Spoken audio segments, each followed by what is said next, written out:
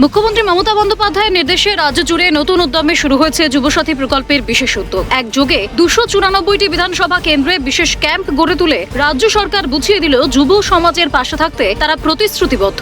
শুধু কথার কথা নয়, কাজেও রয়েছে।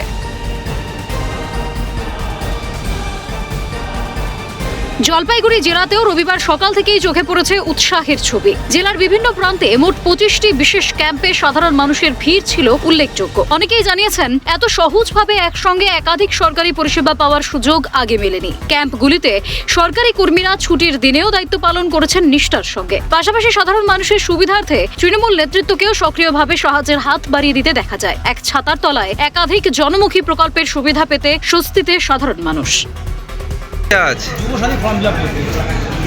কেমন লাগছে? কি করবেন এই টাকা দিয়ে? আজকে আমাদের ক্যাম্প যেটা হয়েছে, মেন ভেন্যু আমাদের এখানে আছে ঘোষপাড়া মিউনিসিপ্যালিটি অফিসে, আর সেকেন্ডারি ক্যাম্প আমাদের এসডি অফিসে আছে। তো ওখানে 16 ওয়ার্ডেরই কাজ হবে। আর এটাও বলতে চাই যে আপনারা দুটো ক্যাম্পে যে কোনো ওয়ার্ডের কাজ আমরা করব। যুব সাথী যুবকদের সাথ দেওয়ার জন্য মমতা বন্দ্যোপাধ্যায়ের এক যুগান্তকারী উদ্যোগ। এই উদ্যোগের ফলস্বরূপ আজকে দেখছেন যে মূল ক্যাম্প এটা, এখানে অ্যাডিশনাল ক্যাম্প হিসাবে এসডিও অফিস যেটা সুপার মার্কেটে আছে, এবং গ্রামীণে যেটা হচ্ছে সেটা হচ্ছে বিডিও অফিস। যুবক যুবতীরা হাজার হাজার যুবক যুবতী আজকে লাইনে দাঁড়িয়ে এই প্রকল্পের সুবিধা গ্রহণ করার জন্য, মমতা বন্দ্যোপাধ্যায়ের এই উন্নয়নকে গ্রহণ করার জন্য তারা লাইনে এসে দিচ্ছে। আমরা ধন্যবাদ জ্ঞাপন করব মমতা বন্দ্যোপাধ্যায়ের এই ইনভাইটকে। যুবসাথী প্রকল্পের আবেদনের লাইনে চরম বিশৃঙ্খলা। গোটা পরিস্থিতি সামাল দিতে গিয়ে হিমশিম খান চাঁচলের বিধায়ক নিহার রঞ্জন ঘোষ। রবিবার সকাল থেকে ফর্ম বিলি শুরু হয়। ফর্ম বিলি শুরু হতেই দফায় দফায় বিশৃঙ্খলা সৃষ্টি হয়। বলবো, এখন যেহেতু ঘড়ির কাঁটায় 11টা, একেবারে প্রচুর মানুষ, প্রচুর বেকার যুবতী তারা প্রত্যেকেই কিন্তু উপস্থিত হয়েছেন। প্রত্যেকেই জানাচ্ছেন যে কেউ ভোর 5টা, কেউ ভোর 4টে, আবার কেউ সকাল 6টা থেকে লাইনে দাঁড়িয়ে রয়েছেন এবং যে যে তথ্য তারা চেয়েছেন সেই যাবতীয় তথ্য নিয়েই কিন্তু তারা এখানে হাজির হয়েছেন। মানুষ এই যে মাসে 1500 টাকা করে রাজ্য সরকার দিবে, এই 1500 টাকা কতটা সুবিধা হবে আমাদের যে বেকার যুবকদের? অনেক উপকার হবে। আমরা বেকারত্ব আছি, আমরা এখন তোমরা মানে লেবার শ্রেণীর মানুষ দিলে খুব ভালো হয়। এমএ বিএড করে বসে আছি, চাকরি নেই। 1500 টাকায় কি আর সংসার চলে? কি করব, উপায় নেই। তাই লাইনে দাঁড়িয়ে ফর্ম নিচ্ছি। কালিয়াচক 1 নম্বর ব্লকের সুজাপুর গ্রাম পঞ্চায়েতে যুব সাথীর ফর্ম জমা করতে গিয়ে এমনই মন্তব্য এক যুবকের। প্রসঙ্গত, যুব সাথী প্রকল্পের ক্যাম্প বসেছে সুজাপুর গ্রাম পঞ্চায়েতে। চলছে জমা নেওয়ার কাজও। ফর্ম নিলাম। কি প্রকল্পের হবে? যুবশ্রী প্রকল্প।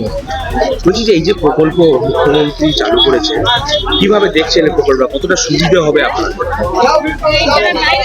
বর্তমানে যা পরিস্থিতি সুবিধা হবে, কিন্তু শিক্ষিত ছেলেদের চাকরি বাকরি নেই।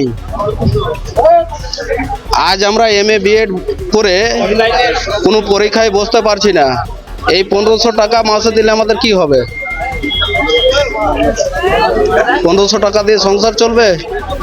বাড়িতে পিতা রয়েছে, মাতা রয়েছে, স্ত্রী রয়েছে, ছেলে বাচ্চা রয়েছে, কিন্তু কোনো রোজগার নেই। তার জন্য দায় পড়ে এগুলো করতে হচ্ছে।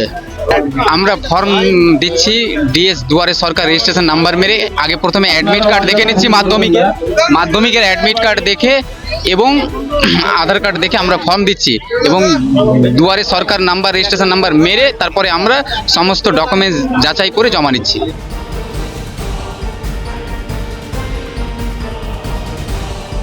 যুবসাথী প্রকল্পের আবেদনের জন্য প্রথম দিনেই যুবক যুবতীদের ভিড় উপচে পড়ে কালিয়াগঞ্জে। হাসপাতাল পাড়ায় বিডিও অফিস সংলগ্ন রানিং বুলেট ক্লাব ময়দানে গ্রামীণ এলাকার জন্য যুবসাথী আবেদন শিবির খোলা হয়েছে। পুরো শহর এলাকার জন্য মানিবাগ আমবাগান ময়দানে যুবসাথীর আবেদন শিবির খোলা হয়েছে। কালিয়াগঞ্জ ব্লক এবং পুর প্রশাসনের পরিচালনায় দুটি পৃথক শিবিরেই যুবসাথী প্রকল্পে আবেদনের জন্য প্রথম দিনেই বিপুল সংখ্যক যুবক যুবতীরা ভিড় করে। এসেছি আজকে যুবসাথী প্রকল্প, মানে মমতা ব্যানার্জি আজকে দিয়েছেন, ফর্ম ফিল আপ হচ্ছে আজকে যুবসাথী প্রকল্পের, তাই আমরা মানে খুব খুশি। 1500 টাকা করে বলেছে যে মান্থলি 1500 টাকা করে দিবে। তো না মানে বেকারদের জন্য তো অনেক উপকার হবে। এখন তো বলতে গেলে আমরা সবাই বেকারই। আজকে এই কালিয়াগঞ্জ ব্লকের 8টি অঞ্চল নিয়ে আমরা যে ক্যাম্প করেছি, তার মধ্যে আজকে মোস্তাফাগঞ্জ অঞ্চলের ক্যাম্প আমাদের এখানে শুরু হয়েছে রানিং বুলেট ক্লাবের মাঠে। এখানে আমাদের জেলা পরিষদের কমেন্টর আছেন, বিডিও সাহেব আছেন, আমাদের ডিপিআরডি সাহেব আসছিলেন, এবং দেখতেই পাচ্ছেন যে আপনাদের দেখতে পাচ্ছেন যে এলাকা মোস্তাফাগঞ্জ এলাকা থেকে আমাদের যে এলাকার যুবক যুবতীরা এসেছেন, যাদের বয়স 21 থেকে 40 বছরের মধ্যে, তারা আসে। তাদের প্রয়োজনীয় ডকুমেন্টস বলতে মাধ্যমিক সমতুল্য অ্যাডমিট মার্কশিট দিতে হচ্ছে, তারপর আধার কার্ড, ভোটার কার্ড দিতে হচ্ছে, ব্যাংকের অ্যাকাউন্ট দিতে হচ্ছে, ফটো দিতে হচ্ছে। দিয়ে তারা আমাদের এই ক্যাম্প থেকে ফর্মটা ফিল আপ করে দিয়ে এখানে জমা দেবে।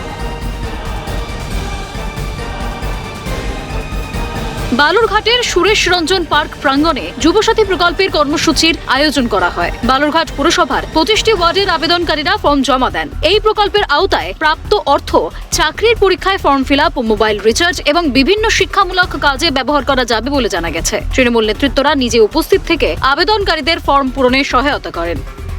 কেন ফর্মটা ফিল আপ করলেন? যারা বাংলার যুবক আছে বা যুবতী আছে, যারা এখনো চাকরি পাননি, তাদের জন্য আমাদের মুখ্যমন্ত্রী এই প্রকল্পটা চালু করেছেন, সেই জন্যই চলছে। এই সুবিধাটা কবে থেকে পাবে? 1 এপ্রিল থেকে যারা ফর্ম ফিল আপ করছে তারা কিন্তু প্রত্যেকে পাবে। তাদের আগাম ভবিষ্যৎ যাতে উজ্জ্বল হয়, সেটা শিক্ষা ক্ষেত্রে তারা যাতে কোচিং নিতে পারে বা টিউশন ফি দিতে পারে, সেই জন্যই কিন্তু এই প্রকল্পের মমতা বন্দ্যোপাধ্যায় ব্যবস্থা করে দিয়েছে। বিধানসভা ভোটের মুখে প্রতিশ্রুতি মতো যুবসাথী প্রকল্পের ভাতা পেতে চলেছেন উপভোক্তারা। 1 এপ্রিল থেকেই সরাসরি উপভোক্তাদের ব্যাংক অ্যাকাউন্টে টাকা ঢুকবে বলে জানানো হয়েছে প্রশাসনের তরফে। ক্যালকাটা নিউজ।